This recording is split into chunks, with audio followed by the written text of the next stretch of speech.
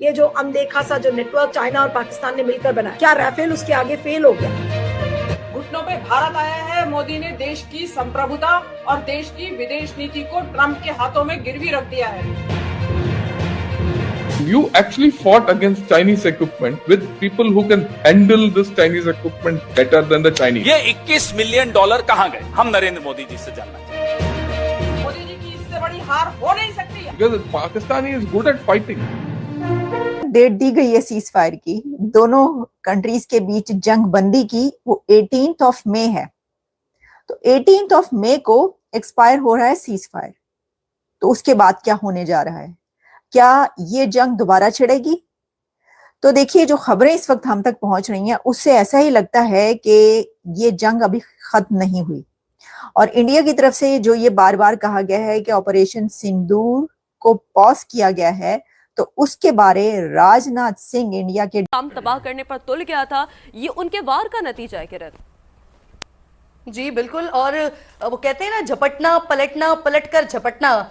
तो हम बेसिकली जो इंडिया की तरफ से जब रफेल आ रहे थे उस दिन भी हम इसी तरह से डिफेंसिव होते हुए हमने अपना एग्रेशन दिखाया था, और आज भी हमने डिफेंसिव पोजीशन ली। और उसके बाद जो हमने अपना एग्रेशन दिखाया है, तो वो एग्रेशन ऐसा है कि भारत इस वक्त कंफ्यूज है कि पाकिस्तान की जानिब से कैसा सरप्राइज दिया जा रहा है। क्योंकि एक तरफ तो हम जो चीजें रिपोर्ट कर रहे हैं, जो हम बता रहे हैं कि कहां कहां पर किस किस तरह से हमने निशाने लिए हैं, किस किस तरह से वो वाले मकामात जहां पर जिसके जरिए भारत ने पाकिस्तान में अटैक करने की कोशिश की थी, उसको हमने। इंडिया और पाकिस्तान के बीच में टेंशन फिलहाल उस पॉइंट पर पहुंच गई है जहां पर एक गलती हिस्ट्री चेंज कर सकती है। कोई एक मिसफायर दो देशों कि एक इलाके की लड़ाई से बढ़कर फुल फ्लेजेड वॉर या फिर वर्ल्ड वॉर में तब्दील हो सकता है। क्या वर्ल्ड वॉर 3 की चिंगारियां हवा में तैरने लगी हैं? भारत और पाकिस्तान का हर कदम अब केवल दो देशों की किस्मत को नहीं तय करेगा, बल्कि यह दुनिया की दशा दिशा को भी तय कर सकता है। और जिस तरह यह बढ़ रहा है, क्या वर्ल्ड वॉर हो जाएगा? क्योंकि अगर वर्ल्ड वॉर हुई तो फिर पूरे विश्व को युद्ध खत्म कर देगा। इतिहास गवाह है कि कई बार युद्ध एक छोटी सी गलती से शुरू हुए और फिर दुनिया बर्बाद। डिफेंस मिनिस्टर ने एक बड़ी बात कह दी अपनी एक स्पीच में, और साथ ही डॉक्टर जयशंकर की मुलाकात किससे हुई है और पाकिस्तान में इस बारे में क्या बातें की जा रही हैं। तो इस पर जब हम नजर डालेंगे तो हमें पता चलेगा कि क्या एक बार फिर इंडिया और पाकिस्तान की ये जंग रिज्यूम होने जा रही है या नहीं। तो देखिए, सबसे पहले जो हमने आपको ये बताया कि doctor Jaishankar, external affairs of minister of India, उनकी टॉक्स हुई हैं तालिबान के फॉरेन मिनिस्टर अमीर खान मुत्तकी के साथ।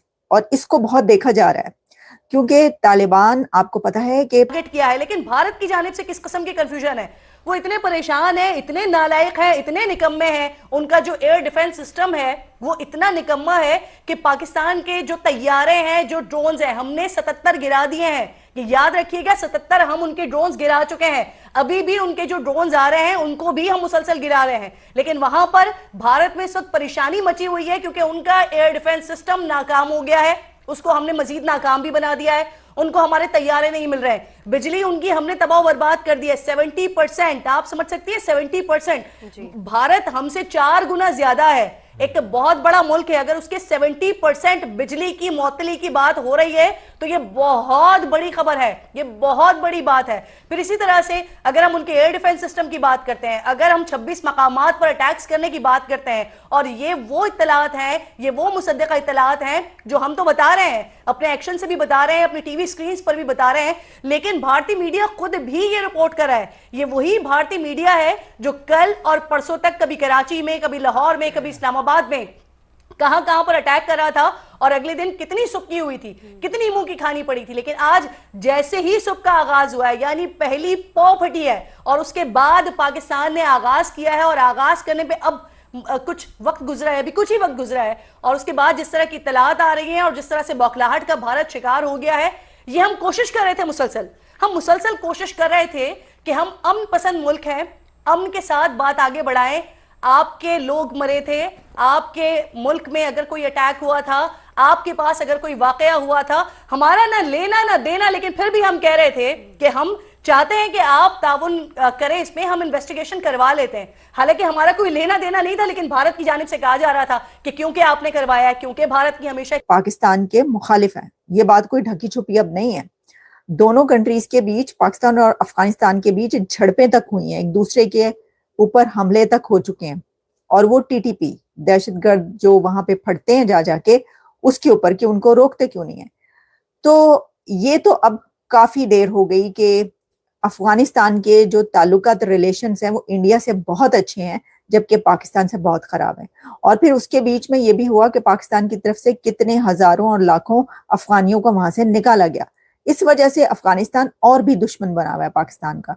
तो ऐसी सिचुएशन में कि जब ये अंदाजे लगाए जा रहे हों कि क्या ये जंग दोबारा शुरू होने जा रही है और इसके बहुत ज्यादा चांसेस हों, तो ऐसे हालात में इंडिया के एक्सटर्नल अफेयर्स मिनिस्टर का वियतनाम का युद्ध एक गोलीबारी से शुरू हुआ था। क्यूबा मिसाइल संकट अविश्वास से पनपा था। कोसोवो का नरसंहार असंवेदनशील सियासत से हुआ था। लेकिन भारत और पाकिस्तान जो पहलगाम से शुरू हुए थे, ऑपरेशन सिंदूर से आगे बढ़े, अब एक दूसरे के शहरों पर जब लगातार ड्रोन और मिसाइल से हमले कर रहे हैं और जो परमाणु शक्तियों से लैस है, क्या वो दुनिया को तीसरे विश्व युद्ध में धकेल रहे हैं? देखिए, अगर आप उन लोगों में से हैं जिन्हें ये युद्ध फैसिनेट कर रहा है, तो आपको बता दें कि युद्ध शुरू करना आसान है, रोकना नहीं। युद्ध का मजा सिर्फ उसे आता है जो दूर से देखता है। जो इसका हिस्सा बना है वो कभी युद्ध नहीं चाहता, ना वो सैनिक जो इसमें लड़ रहे हैं, ना उन सैनिक के परिवार वाले, ना वो जिन्होंने कभी इस युद्ध के दंश को सहा या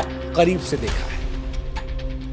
और भारत पाकिस्तान जो परमाणु शक्ति से लैस हैं, अगर उनके बीच में इंडिया ने जो ड्रोन डेवलपमेंट है ये बड़ी की है। इंडिया ने बड़े पैमाने पे ड्रोन्स खरीदे हैं, इजरायली ड्रोन खरीदे हैं। और इस वक्त भारत और पाकिस्तान के अंदर एक ही बात हो रही है कि इंडिया के पास इजरायली ड्रोन है और इजरायली ड्रोन हमले करें, लेकिन इंडिया का अपना ड्रोन प्रोग्राम भी है। और ये इंडिया ने बड़ी रैपिड एडवांसमेंट की है इसमें। और इंडिया ने अपनी मिलिट्री को बड़ा मॉडर्नाइज किया। ये इंडिया और पाकिस्तान दोनों ही समझते हैं कि ये एक सिक्योरिटी चैलेंजेस है, ठीक है ना जी। पर्टिकुलरली इंडिया समझता है कि उसको चाइना के हवाले से इम्पोर्टेंट है। कहा जा रहा है कि पिछले साल मई जून 2024 के अंदर इंडिया ने मोर देन 2500 ड्रोन जो हैं वो खरीदे, तकरीबन 400-450 मिलियन डॉलर के। और ये ड्रोन जो हैं वो सर्वेलेंस के लिए इंडिया। ये शर्म नहीं आती सुबह सुबह उठ के नाश्ता करते हुए लड़कियों की वीडियो देख रहा हूं? अरे मैंने कहा भाई लड़कियों की वीडियो नहीं देख रहा, मिठ्ठे को सुन रहा हूं। कौन हमले करते हैं? रात में हमले करते हैं, बुज़दिल हमले करते हैं। अबे मिठ्ठे, कुछ काम ही होते हैं ना वो रात के अंधेरे में ही होते हैं। तेरे को अभी तक ये नहीं पता क्या? कुछ दिन पहले अगर आप लोगों को याद हो तो यही मिठ्ठा ऑपरेशन सिंदूर से पहले पाकिस्तान में हजारों लोगों के बीच में खड़े हो रहा था, हम हिंदुओं का खून बहाएंगे। लगता है ऑपरेशन सिंदूर में तेरा भी किसी ने खून चूस लिया। अफगानिस्तान में इस्तेमाल हुए और पाकिस्तान के फाटा इलाके में बहुत ज्यादा इस्तेमाल हुए थे। उसके बाद दुनिया ने इसके अंदर बहुत एवोल्यूशन लाई है। खुद पाकिस्तान इसका क्या, ये कैसे चलता है? इसका पहुंचे कैसे?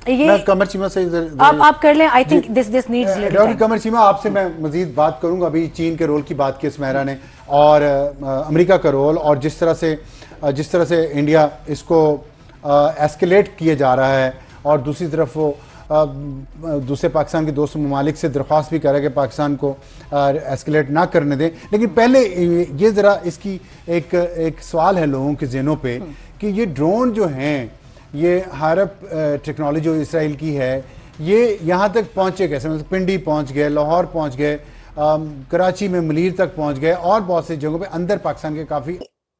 ये तो डबल स्टैंडर्ड्स नहीं हो गए कि अगर कोई एक देखे ना, दो कंट्रीज जो आमने सामने है इस वक्त, पाकिस्तान और इंडिया, तो पाकिस्तान के साथ तो जो है सदियों से उनके ताल्लुकात और क्या क्या कुछ रहे हैं, तो उनको तो जो है वो कहते हैं जी बनाने वाले जो हैं वो हैं, और वहां की हुकूमतें उनको दिलवाने वाले बड़े साथ रहा है, तो उस वक्त तो इंडिया की उनसे ताल्लुकात ही नहीं थे। तालिबान तो आए तो इंडिया ने कहा हमने तो इनसे रखने ही नहीं ताल्लुकात। तो अब अगर उनके ताल्लुकात हैं तो अभी भी वो वही हैं जो पहले थे। तो जिस सिचुएशन में जो है वो पाकिस्तान के ताल्लुकात है, तो वो उस वक्त भी तो दहशतगर्दी थे ना। अच्छा, अब हम बढ़ते हैं दूसरी खबर की तरफ, और वो खबर ये है कि जो इंडिया के डिफेंस मिनिस्टर हैं राजनाथ सिंह, उन्होंने भी एक तकरीर कर दी है। एक स्पीच के अंदर राजनाथ सिंह ने जो है वो कह दिया है, बस कह डाला है।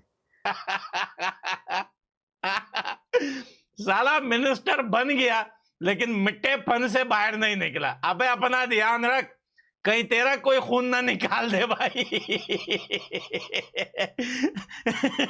पाकिस्तान के में सियासत का अजीब ही अंदाज है।